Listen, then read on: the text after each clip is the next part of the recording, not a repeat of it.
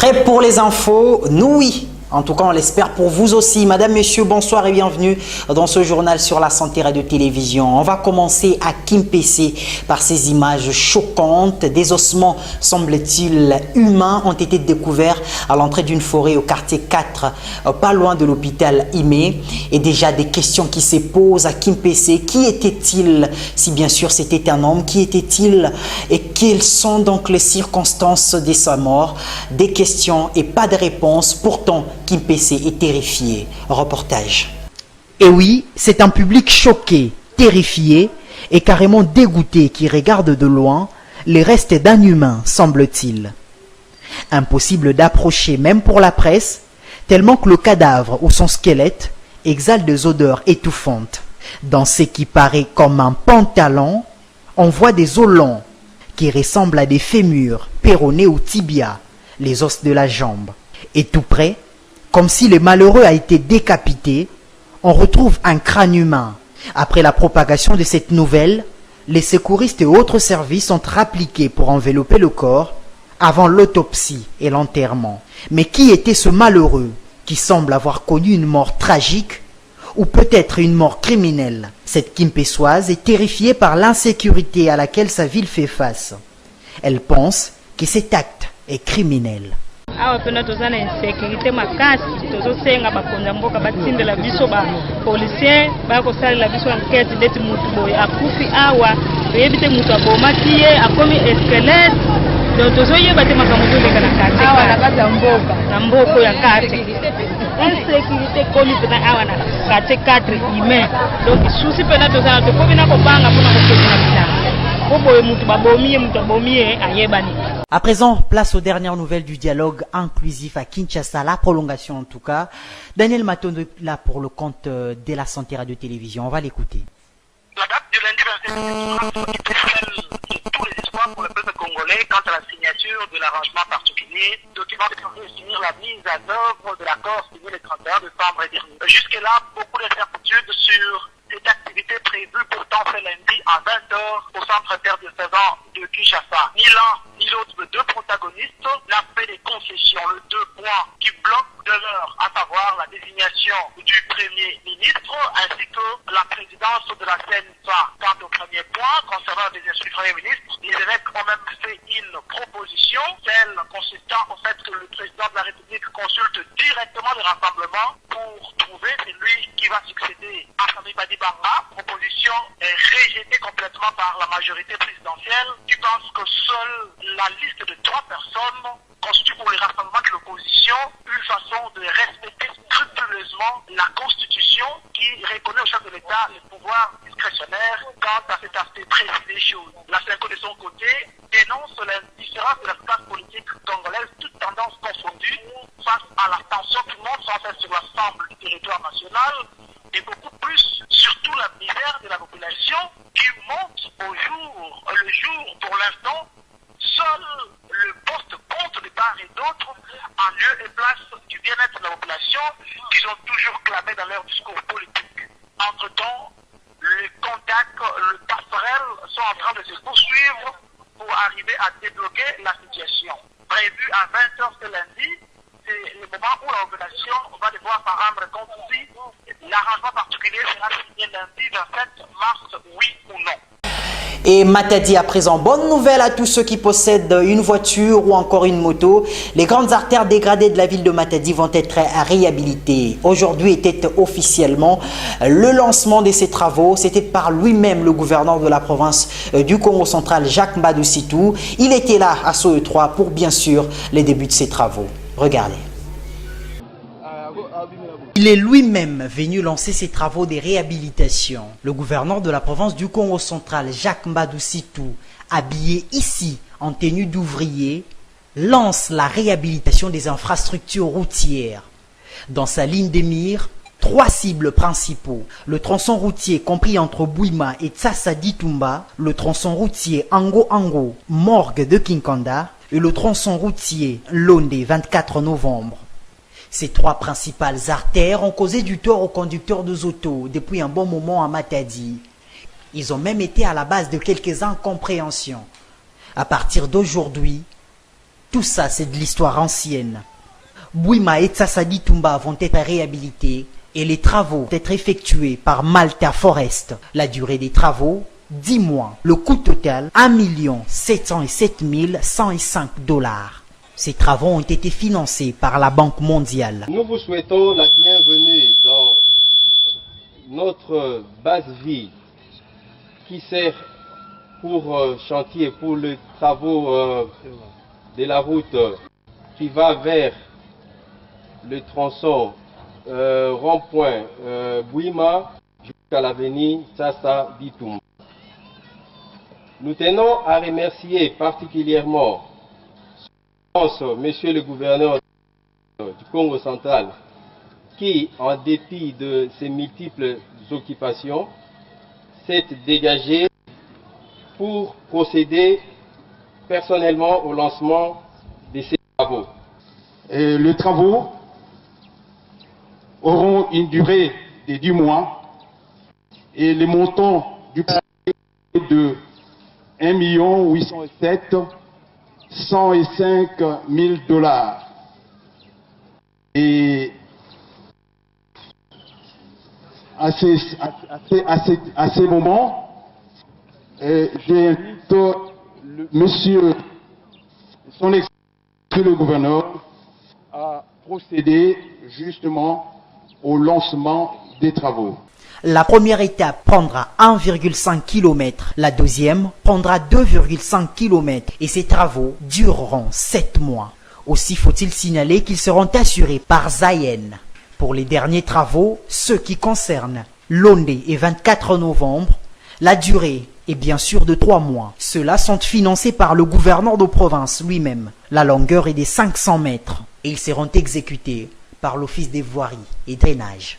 Vous avez bien acheté? Je ne sais pas. J'ai appelé le cadre parce que la population est achetée. Non, la population n'est pas achetée, la population c'est mon travail. Remarquez qu'il y a une épaisseur de 30 cm. Il y a une première couche que nous avons posée hier soir et la seconde couche est là. Et c'est 30 cm d'épaisseur avec le fer béton de 8. Le mois de la femme a déjà conclu en beauté par l'association de Maman Tunganzola ce week-end à Silem. C'était en plus le 5e anniversaire de cette association et l'installation du nouveau comité. Ce reportage nous en dit plus. L'association de Mama Soyo Safari Tunganzola a célébré ses 5e anniversaire et l'installation du nouveau comité. L'activité a eu lieu ce dimanche 26 mars dans la salle de fête Silem de Kinkanda. Pour commencer, le mot de circonstance a été lu par un des membres. Le niveau de l'instruction de la femme est à mesure de situer à l'un ou l'autre niveau de participation dans le développement du Congo central. La femme du Congo central doit se montrer qu'elle est compétente dans la société. Sur ce, nous exhortons toutes les femmes du Congo central de mettre la machine en marche pour atteindre le DPM international et national.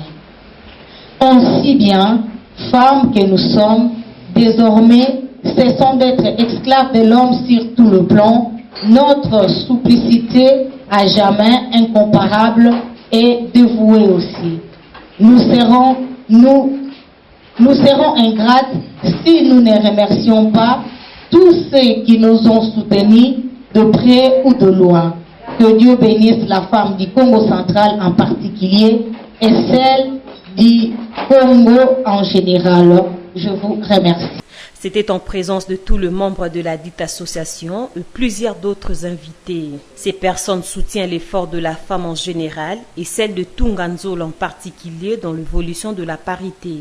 S'en est suivi d'un cocktail et de pas de danse. Entre-temps, Maman Mbongo Hortense Konga, présidente de l'association, s'est exprimée au micro de Sarah Télévision.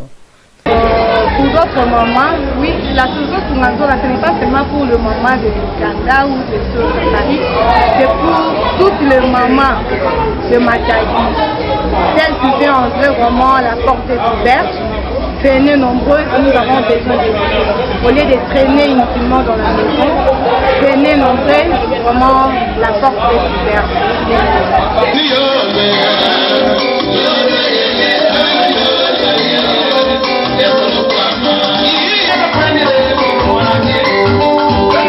L'insécurité à Matadi, c'est aussi les cas de vol. Et sur l'avenue Makanda à Nzanza, que des fils électriques ont été volés. Ils ont signalé ce cas de vol. On parle de plus de 250 mètres de fils conducteurs du courant électrique dérobés. Le quartier, l'avenue est dans le noir. Il demande tout simplement l'implication des autorités et en particulier les responsables de la SNEL. Reportage. Selon les habitants de la place, près de 240 mètres de fil électrique a été volé.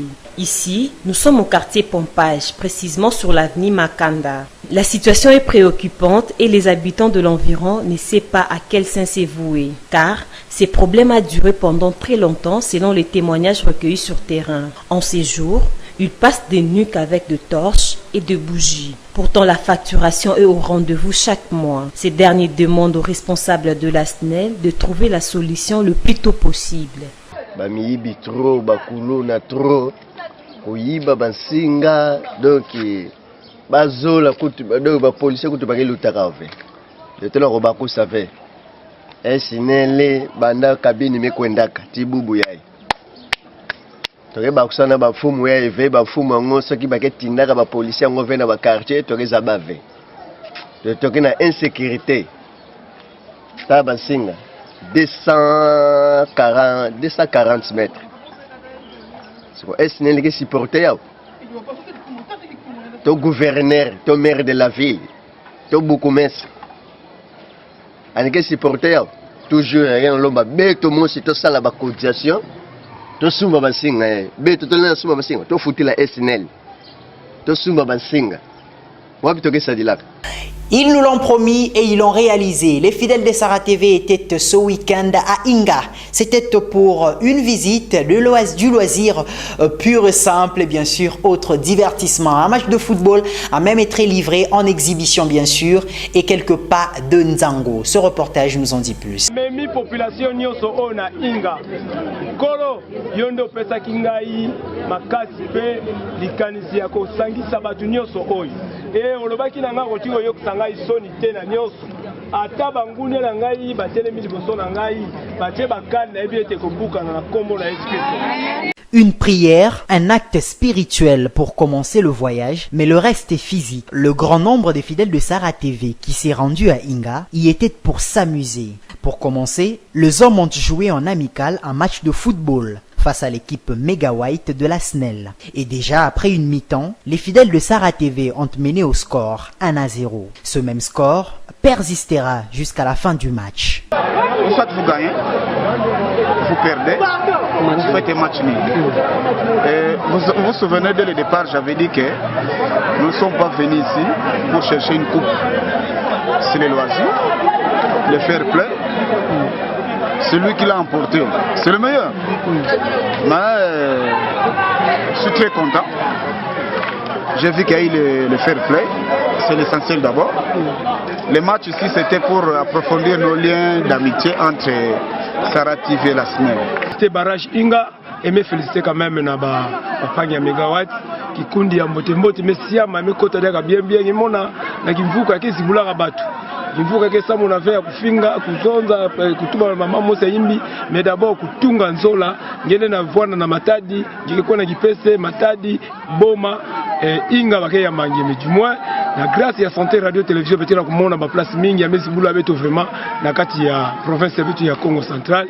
Félicitations na club les fidèles de Sarah Télévision et révérend Père Hubert, pourquoi pas santé radio télévision nyonso ingeta bubu yayi monde me kusana inga awa tala yonse kango tala kango ni jamais vu alors peut-être blara batekakala simakala bubu nakata inga donc Inga est tombée. De leur côté, les dames n'ont pas fait qu'animer dans les tribunes. Elles avaient une exhibition de Nzango. La suite n'a été que visite et surtout réjouissance. Et c'était à la manière de chez nous, autour d'un verre, les oreilles bouchées par une musique terriblement forte.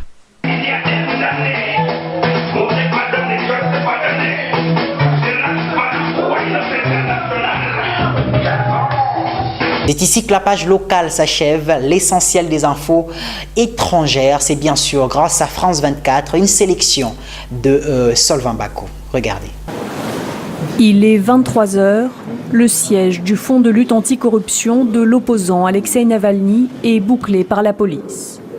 Des perquisitions sont en cours et du matériel est saisi. En ce moment, ils emportent des serveurs et d'autres affaires appartenant au Fonds de lutte anticorruption. Ces gens refusent de se présenter. Ils sont sortis des locaux du fonds. Ni les avocats, ni les représentants du fonds n'ont eu accès à leur bureau pendant la fouille. Plus tôt dans la journée, tous les collaborateurs du fonds présents dans les locaux ont été arrêtés. Alexei Navalny, lui, s'est retrouvé détenu lors de la manifestation. À l'origine de celle-ci, un film sur l'empire immobilier présumé du Premier ministre Dmitri Medvedev, publié par l'équipe du fonds sur Internet. Un film auquel ni le Kremlin ni Medvedev lui-même n'ont réagi. Ce film a été vu par plus de 17 millions de personnes sur Internet. Et les gens veulent une réponse. Ils veulent savoir ce qui se passe. Pourquoi y a-t-il autant de preuves et aucune réaction de la part des autorités ? Pour l'entourage d'Alexei Navalny, la vague d'arrestations d'hier, tout comme cette saisie dans les locaux du fonds, c'est la réponse des autorités aux accusations portées contre le Premier ministre russe. Y a-t-il un plan derrière tout ça? Va-t-on ouvrir une nouvelle enquête judiciaire contre Alexei Navalny? C'est difficile de le dire pour le moment. Alexei Navalny maintient sa décision de se présenter à l'élection présidentielle en 2018. Malgré la répression des autorités, il reste aujourd'hui le seul opposant à pouvoir mobiliser les Russes dans la rue. Cela fait plusieurs jours maintenant que le carrefour d'accès à l'aéroport international de Guyane est tenu par les organisations syndicales. Des barrages comme celui-ci se sont multipliés sur les routes du département. Aujourd'hui, la situation elle est encore plus grave, plus compliquée au niveau de la santé, au niveau de l'éducation, la formation, de l'insécurité grandissante en Guyane. Vu la situation aujourd'hui de grève générale, paralysie totale du pays, du département, on mérite bien qu'un ministre se déplace. Car l'arrivée d'une délégation conduite par un ancien préfet de Guyane n'a pas calmé les esprits. Nous avons un mandat du Premier ministre, je dis bien un mandat du Premier ministre, pour engager avec les différentes parties le dialogue. La mission gouvernementale a notamment d'ores et déjà annoncé l'accélération du versement des aides européennes. Mais les manifestants continuent à demander la venue de ministres. Les revendications multiples sont portées par les organisations syndicales comme la puissante UTG, Union des travailleurs guyanais, et par les mouvements citoyens qui se sont réunis sous la bannière « Pour la Guyane décollée », pour que la Guyane décolle en créole. En attendant, la fusée Ariane, elle, ne peut plus décoller de Kourou, les vols Paris-Cayenne sont annulés, les écoles fermées, les habitants font la queue aux stations-service, mais globalement, la population semble soutenir le mouvement. La précédente mobilisation de cette ampleur remonte à 2008. Il s'attendait à de bons résultats, finalement c'est la douche froide. Le SPD de Martin Schulz a été largement distancé par la CDU d'Angela Merkel à ses régionales dans la Sarre. Martin Schulz, candidat socialiste aux prochaines législatives dans 6 mois, essuie son premier revers politique. Son discours marqué à gauche, axé sur les questions sociales, a montré ses limites, du moins provisoirement. Nous n'avons pas atteint notre objectif pour ce soir. Mais cela ne signifie pas que nous ne l'atteindrons pas. Notre objectif est de changer le gouvernement de l'Allemagne. Ce n'est pas un sprint, mais un marathon. Avec ce résultat qui reste à affiner, les sociodémocrates ne peuvent pas ambitionner autre chose que de rester partenaires minoritaires d'une coalition dirigée par la CDU. Dans les rangs de la droite allemande, cette victoire de la conservatrice Annegret Kramp-Karrenbauer est salutaire pour la chancelière très critiquée pour sa politique migratoire et donc chahutée dans les sondages. Nous avons fait près de 40% parce que notre gouvernement a très bien travaillé, la grande coalition a très bien travaillé et la ministre-présidente a aussi fait du bon travail. Et nous nous sommes vraiment impliqués dans la campagne. Même si la Sarre ne compte que 800 000 habitants, soit 1% de la population allemande, ce scrutin est observé de près. Ce vote était un test pour le SPD qui devait montrer sa capacité à faire vaciller la chancelière. Il n'en a rien été, mais rien n'est joué. D'autres élections régionales sont prévues en mai, avant les législatives du 24 septembre. Ce journal s'achève complètement. C'était un travail d'équipe. Merci de l'avoir suivi avec autant d'attention. Retrouvez bien sûr beaucoup plus d'informations demain avec probablement Venom Baki. Et moi, c'est bien sûr le vendredi que je vais vous retrouver. D'ici là, portez-vous bien et au revoir.